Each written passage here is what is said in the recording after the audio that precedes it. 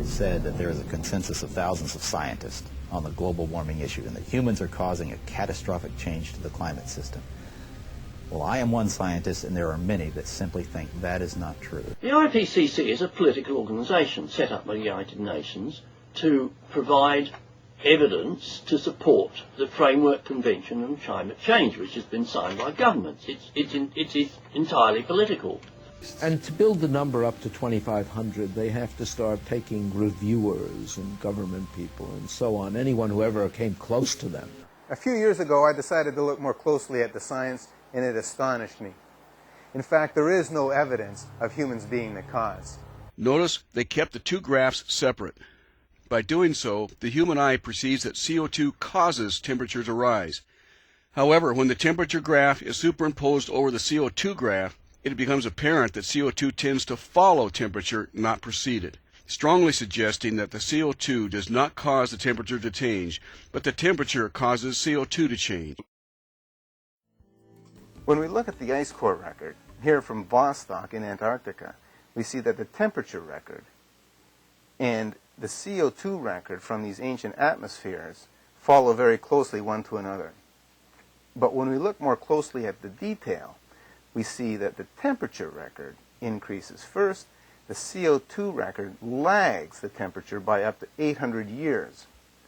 It has been known since the early 20th century that there appears to be a correlation between cosmic radiation and low elevation cloudiness. The more cosmic radiation, the more cloud formation. Several Danish scientists led by Hendrik Sevensmark confirmed that relation in the early 1990s and found the correlation to be highly significant. They then developed a working hypothesis. When a sun goes supernova, it emits a burst of cosmic radiation. As that radiation reaches the Earth thousands of years later, it interacts with atmospheric atoms and frees electrons, which then act to bring water vapor molecules together, which finally condenses out into water droplets in the lower atmosphere, which creates clouds. Low elevation clouds are highly reflective and reflect the sun's energy back out into space. When we've looked at the literature on experiments that have been done with increasing levels of carbon dioxide, what we basically find is that most plants respond the same way. More carbon dioxide gives us more biomass. So if we look at a forest, a rangeland, a marsh, a wetland, or an agricultural field, what's really happening with more CO2 is that you have more plant material produced. Increased CO2 worldwide, with few exceptions, means plants grow better, period.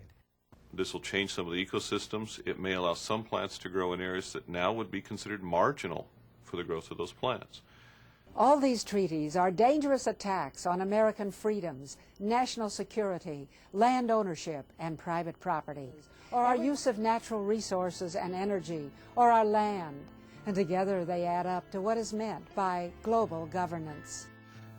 Yes, Senator, it's a global problem and it has to be solved with a global strategy. But this is the rare but all-important global or strategic problem.